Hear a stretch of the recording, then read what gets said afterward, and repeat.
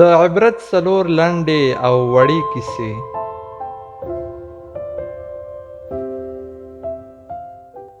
اوله، د کب د پخولو طریقه. یوه ښځه خپلې ملګرې ته ورغله چې د کب پخولو طریقه ترې زده کړي.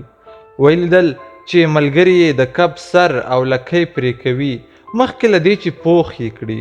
پوښتنه یې ترې وکړه ولې؟ هغې وویل زه نه پوهېږم، مور مې داسې را زده کړي. مور ته یې زنګ وواهه. هغې هم همدا خبره وکړه او ویې ویل دا مې له خپلې مور زده کړي. کله چې نیا ته زنګ ووهل شو هغې وویل زما پتنوس کوچنی و، کب به پکې نه برابرېده، نو مجبوره وم پرې یې کړم.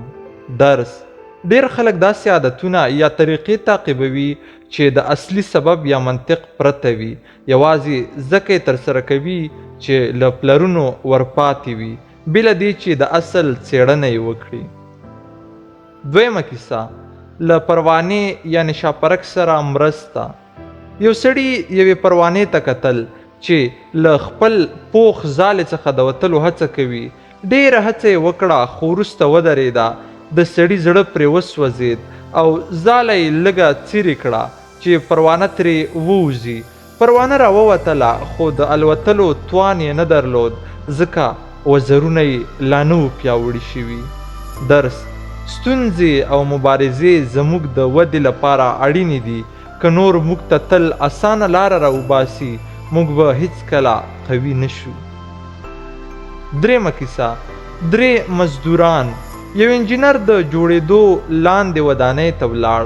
هلته یې درې مزدوران ولیدل چې ډبرې ماتوي. له اولني یې وپوښتل څه کوې؟ ویې ویل د رئیس فرمایش پوره کوم.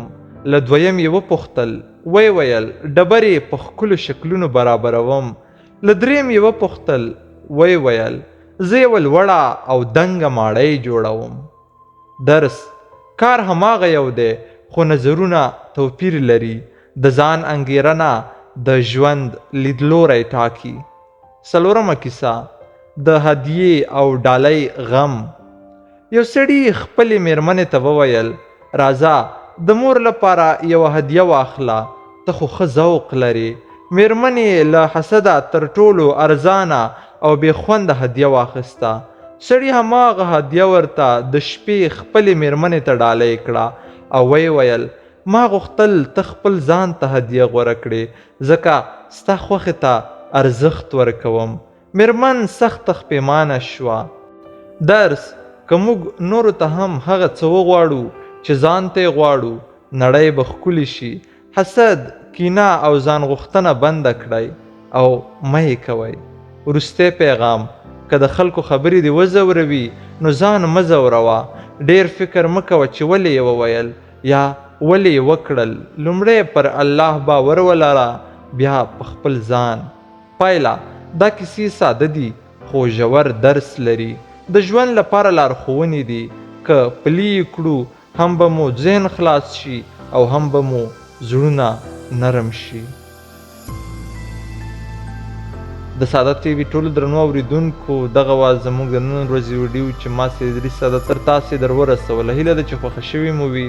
تر څو پورې چې زه د بلې ویډیو لپاره ستاسې درنه حضور ته راځم، تر هغې مو په لوی خدای سپارم. هر چیرې چې یاست خوشحاله اوسئ. د الله په امان.